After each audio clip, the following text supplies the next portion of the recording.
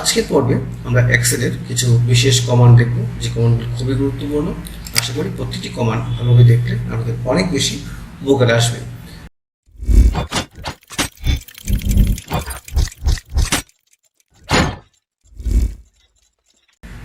আজকের যে কমান্ডগুলি আমরা দেখব তার শিরোনাম হচ্ছে formatting cells and changing print option. তাহলে প্রশিক্ষণার্থীরা আর দেরি না করে শুরু করা যাক কীভাবে এই প্রতিটি কমান্ড আমরা দেখব।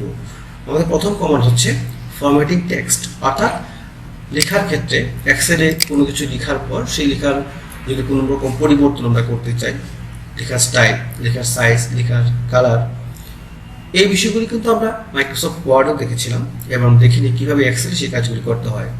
এই প্রতিটি কাজ হচ্ছে হোম মেনু। হোম মেনুর এই ফন্ট থেকে আমরা টেক্সটকে বিভিন্নভাবে উপস্থাপন করে নিতে পারি।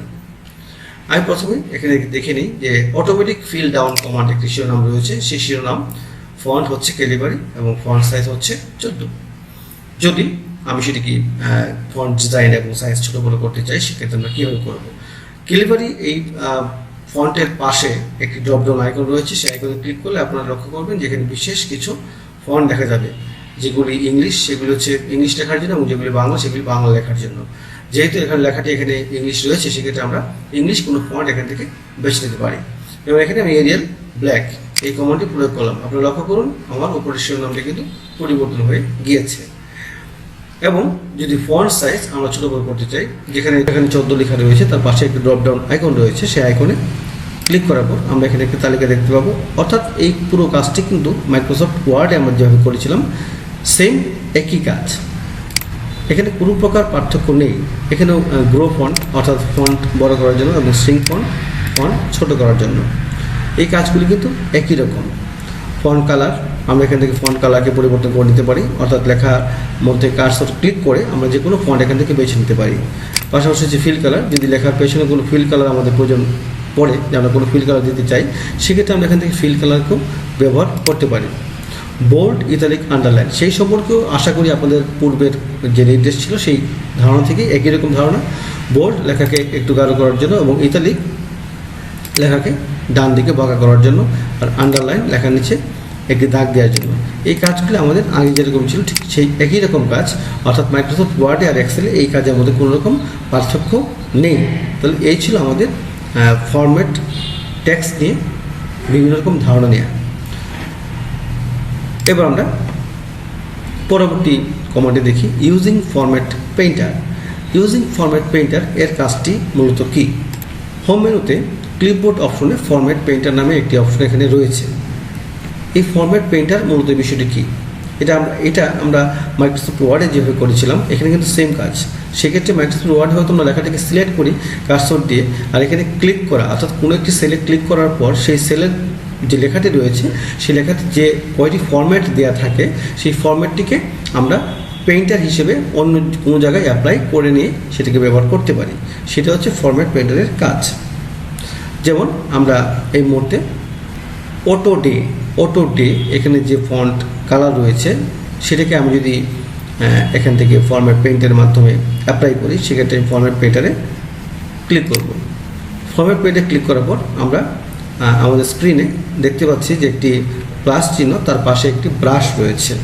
সেই ব্রাশ ধরে আমি যদি পাশের যে কলামটি সেই কলামটির লেখাগুলোকে যদি সিলেক্ট করে দিই, আপনারা লক্ষ্য করুন যেখানে আমি যা ফরম্যাট থেকে ফরম্যাট পেইন্টের মাধ্যমে যেটাকে আমি সিলেক্ট করে ফরম্যাট পেইন্টার অপশনটিকে অ্যাক্টিভ করেছিলাম, পরবর্তী কলামটিকে সিলেক্ট করার পর সেটি কিন্তু সেইভাবে সেই অপশনে চলে গিয়েছে।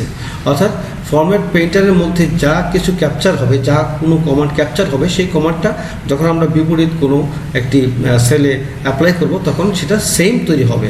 অর্থাৎ অটো ডে যে কালার ছিল, যে ধরনের ফরম্যাট দেওয়া ছিল, সেই একই ফরম্যাট এখন অটো ডেটের মধ্যে চলে এসেছে। এইভাবে আমরা ফরম্যাট পেইন্টারের ব্যবহারটা কিন্তু করে নিতে পারি।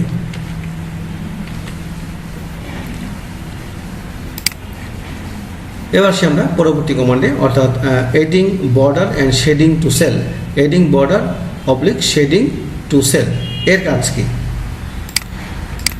আমরা যদি লক্ষ্য করি যে আমাদের এই অঙ্কটাতে কোনো প্রকার বর্ডার বা শেডিং কালার কিন্তু নেই।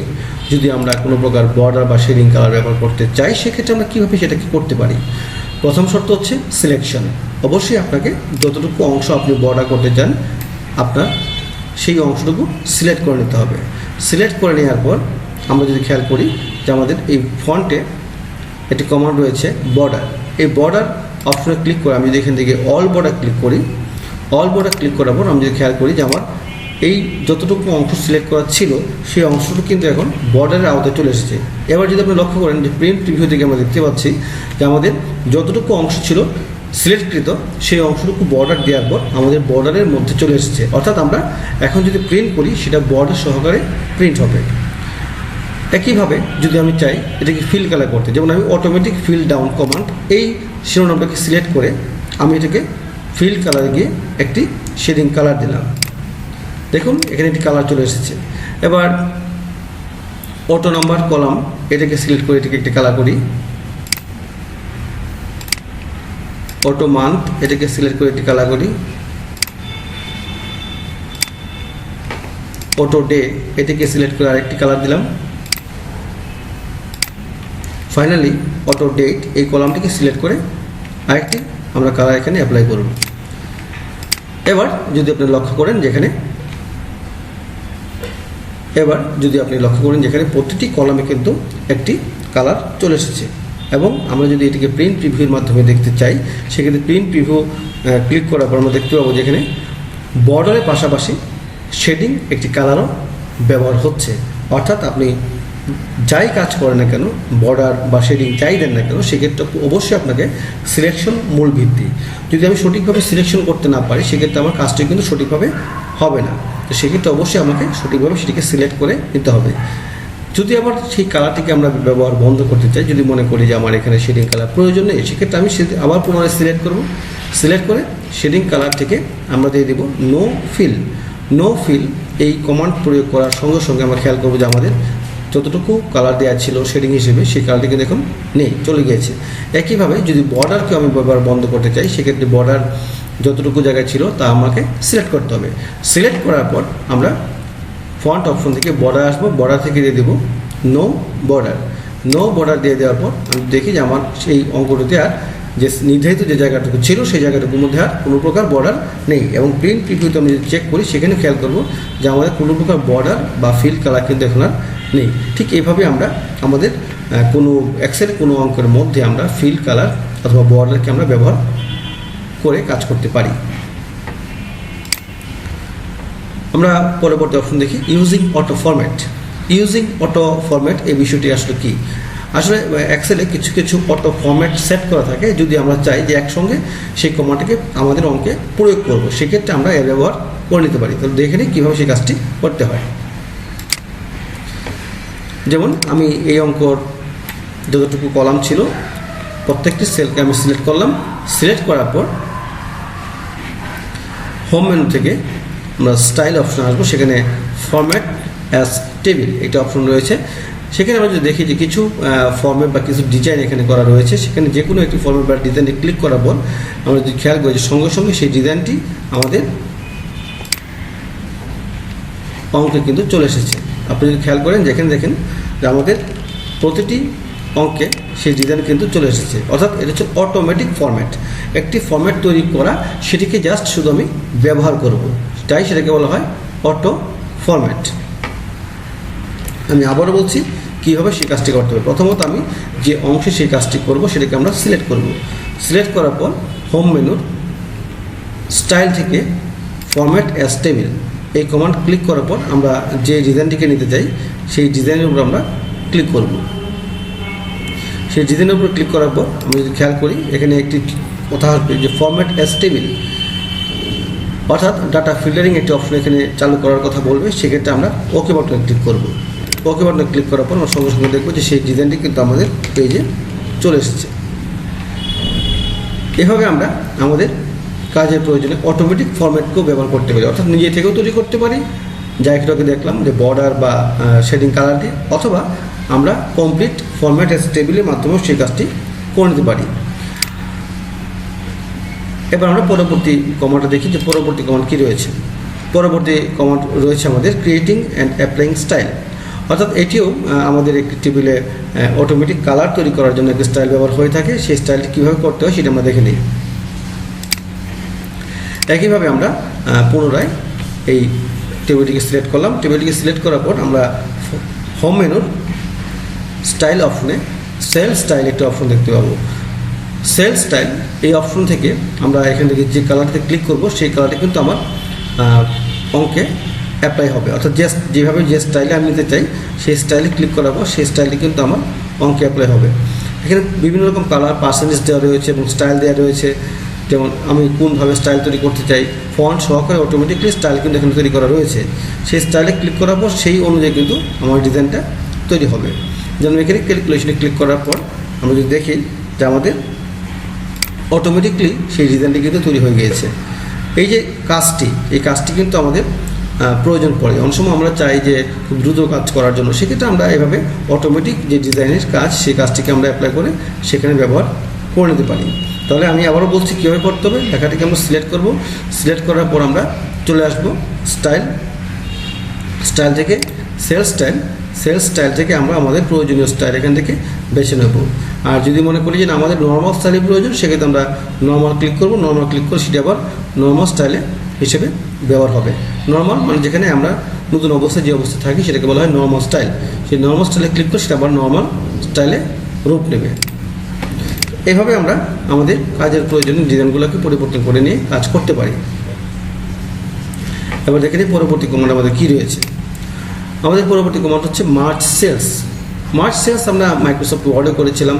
কয়েকটি সেলকে সিলেক্ট করে যদি আমরা একসঙ্গে সমান্তরাল করতে চাই সেটাকে বলা হয় মার্জ সেলস। সেক্ষেত্রে মার্জ সেলস আমরা কীভাবে করব এই বিষয়টি দেখে নিই। যেমন এখানে অটোমেটিক ফিল ডাউন কমান্ড যদি আমরা খেয়াল করি যে অটোমেটিক ফিল ডাউন কমান্ড, এই যেখানে অটোমেটিক ফিল ডাউন কমান্ড রয়েছে লেখাটি, এটি একটি সেলের মধ্যে রয়েছে। কিন্তু আমরা যদি লক্ষ্য করে আমরা খেয়াল করবো এখানে A B C D অর্থাৎ A1 B1 C1 D1 চারটি সেল রয়েছে, কিন্তু আমরা দেখতে পাচ্ছি যে একটি সেলে লেখাটি রয়েছে। সেটি কীভাবে? সেটিকে অবশ্যই মার্জ করা হয়েছে। যেমন এখানে মার্জ অ্যান্ড সেন্টার একটি কমান্ড রয়েছে, মার্জ অ্যান্ড সেন্টার। এই মার্জ অ্যান্ড সেন্টার কমান্ডটি অ্যালাইনমেন্ট অপশনের মধ্যে পড়ে। মার্জ অ্যান্ড সেন্টার কমান্ডটি যদি আমরা ক্লিক করি, এটি একবার ক্লিক করলে সেটি মার্জ হয়ে যায়। অর্থাৎ যেমন এখানে আমরা যদি লক্ষ্য করি যে অটোমেটিক একটি সেল, অটোমেটিকের মধ্যে আমরা যদি অটোমেটিক ফিল ডাউন কমান্ড, সেক্ষেত্রে এখন কিন্তু সেটি ভিন্ন ভিন্ন সেলের তৈরি হয়ে গিয়েছে, A1 B1 C1 D1। কিন্তু যদি আমি চাই যে না এই চারটি ঘর একটি ঘর হবে, আমি একটু ডান দিকে খালি অংশ দেখিয়ে নিই, তাহলে আপনারা সহজে বুঝতে পারবেন। জন্য আমি তিনটি ঘরকে সিলেক্ট করলাম, F4 G4 এবং H4। এই তিনটি ঘরকে যদি আমি একটি ঘর হিসেবে ব্যবহার করতে চাই, সেক্ষেত্রে তিনটি ঘর সিলেক্ট করার পর আমরা চলে আসবো অ্যালাইনমেন্টে মার্জ অ্যান্ড সেন্টার অপশনে। মার্জ অ্যান্ড সেন্টার অপশনে যখন ক্লিক করব, ক্লিক করার পর আমরা খেয়াল করবো যে তিনটি ঘরের মাঝখানে কোনো রেখা কিন্তু নেই, অর্থাৎ তিনটি ঘর ভেঙে একটি ঘর তৈরি হয়ে গিয়েছে।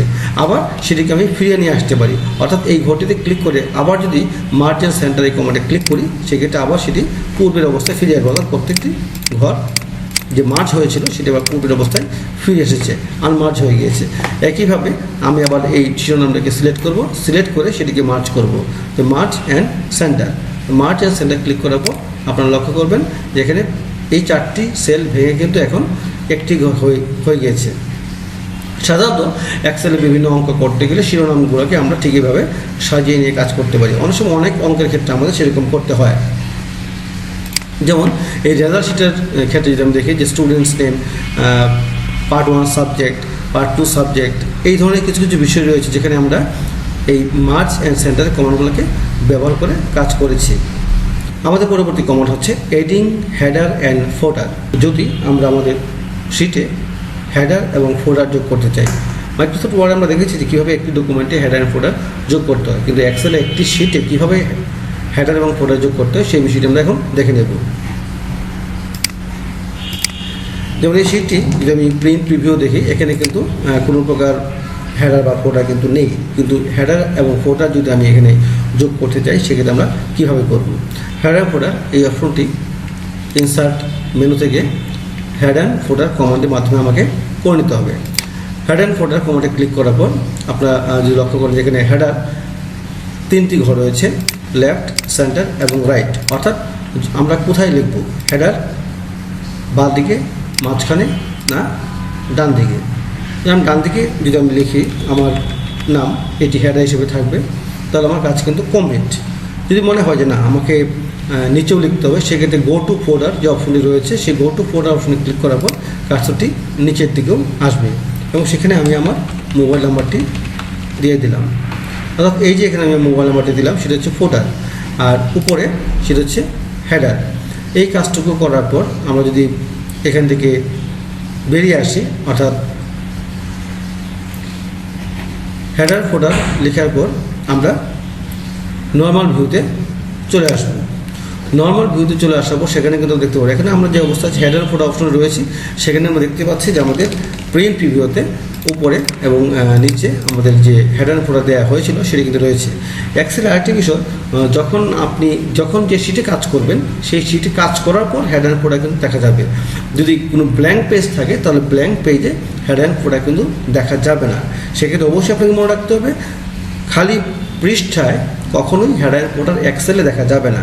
আপনাকে এক্সেলে হেডার ফোল্ডার কাজ করতে হবে, যে শিটে লেখা রয়েছে সেই শিটে গিয়ে আপনাকে সেই কাজটি সম্পন্ন করতে হবে। এবার যে ভিউতে আমরা রয়েছি সেই ভিউ থেকে আমরা যদি আবার পরিবর্তন করতে চাই, সেক্ষেত্রে আমাদের এখানে অপশন রয়েছে নিচে নর্মাল। আমরা বর্তমানে পেজ লেআউটে রয়েছি, সেখান থেকে আমরা নর্মালে ক্লিক করব। নর্মালে ক্লিক করলে আমরা নর্মাল ভিউতে চলে আসবো। তবে নর্মাল ভিউতেও কিন্তু হেডার ফোল্ডার দেখা যাবে না। যদি কোনো ভাবে আপনাকে হেডার ফোল্ডার মুছে ফেলতে হয়, সেক্ষেত্রে অবশ্যই যেভাবে হেডার ফোল্ডার তৈরি করেছিলেন সেভাবে আপনাকে ইনসার্ট মেনু থেকে হেডার ফোল্ডার কমান্ডে আসতে হবে।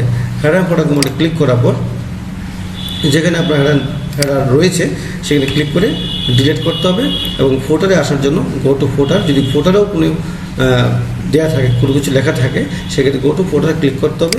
ক্লিক করার পর কার্সরটা ফোল্ডারে চলে আসবে, সেখান থেকে লেখাটাকে ডিলিট করে দিতে হবে। এভাবে হেডার এবং ফোল্ডার থেকে লেখা আমরা আবার পুনরায় মুছেও ফেলতে পারি। পরবর্তীতে আমরা পুনরায় আবার নর্মাল ভিউতে ক্লিক করলে আমরা নর্মাল ভিউতে চলে আসবো। এবার যেমন প্রিন্ট প্রিভিউ থেকে, অর্থাৎ প্রিন্ট প্রিভিউতে আমরা দেখবো যে এখন কোনো হেডার ফোল্ডারে কোনো লেখা এই মুহূর্তে আমাদের শিটে নেই। এভাবে আমরা হেডার এবং ফোল্ডারকেও তৈরি করে ব্যবহার করতে পারি।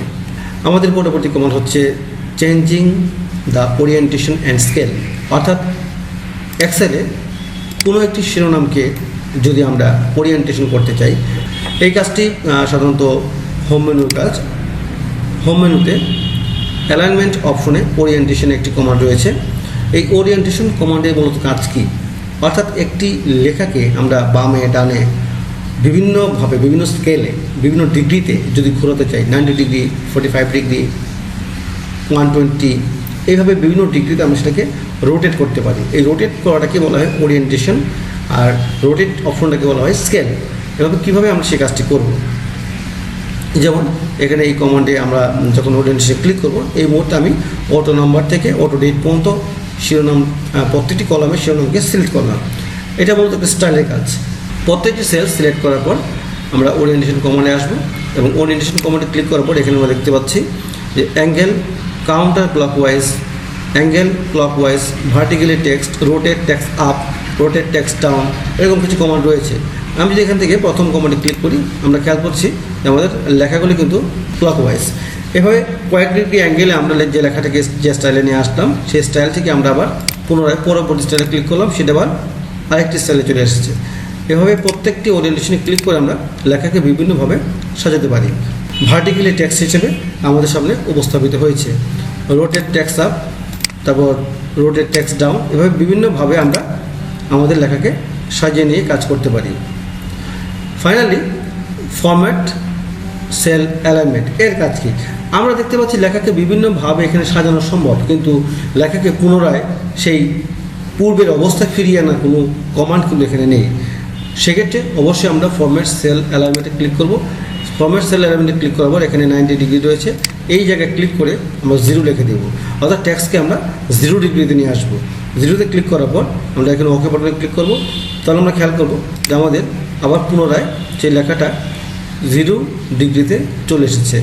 অর্থাৎ ওরিয়েন্টেশনের মাধ্যমে আমরা এই ধরনের সেলের লেখাকে বিভিন্ন অ্যাঙ্গেলে ঘোরাতে পারি, বিভিন্নভাবে সাজাতে পারি, কারণ এটি একটা স্টাইল। লেখাকে বিভিন্নভাবে সাজানোর জন্য সেই কাজটি আমরা খুব সহজেই ওরিয়েন্টেশনের মাধ্যমে করে নিতে পারি। আমাদের পরবর্তী কমান্ড হচ্ছে adding and deleting page break. অর্থাৎ পেজ ব্রেক বিষয়টি কী? পেজ ব্রেক লেখাকে যেখান থেকে পেজ ব্রেক করব সেখান থেকে লেখাটা বিভিন্ন পৃষ্ঠায় ভাগ হয়ে যাবে। মাইক্রোসফট ওয়ার্ডে আমরা সেই কাজটি করেছিলাম যে লেখাকে বিভিন্ন ভাগে ভাগ করা। এক্সেলে কীভাবে সেই কাজটি করতে হয় আমরা একটু দেখে নিই। যেমন স্যাটারডের নিচ বরাবর যে ঘরটি সেই ঘরে আমি ক্লিক করলাম। ক্লিক করার পর আমি যদি সেটিকে পেজ ব্রেক করি তাহলে আমাকে চলে আসতে হবে পেজ লেআউট অপশনে। পেজ লেআউট অপশন থেকে ব্রেক একটি কমান্ড রয়েছে, সেই ব্রেক কমান্ড থেকে আমরা ইনসার্ট পেজ ব্রেক কমান্ডটাকে প্রয়োগ করলাম। তাহলে প্রশিক্ষণটা লক্ষ্য করুন যে পেজ ব্রেক কমান্ড প্রয়োগ করার পর এখানে একটি আমরা রেখা দেখতে পাচ্ছি। আমি যেখানে রেখেছিলাম তার বাঁ দিকে দুটি রেখা হয়েছে এবং ডান দিকে দুটি রেখা আছে এবং সেই রেখা বরাবর সেটি কিন্তু ডিভাইডেড হয়ে গিয়েছে। সেই ডিভাইডেড অংশটাকে আমরা 4টি পৃষ্ঠায় ভাগ করে নিলাম, অর্থাৎ এই পেজ ব্রেক কমান্ড দেওয়ার সঙ্গে সঙ্গে সেটি কিন্তু 4টি পৃষ্ঠায় ভাগ হয়ে গিয়েছে। যেমন কোন কোন অংশ সেটা আমি একটু বলে নিই।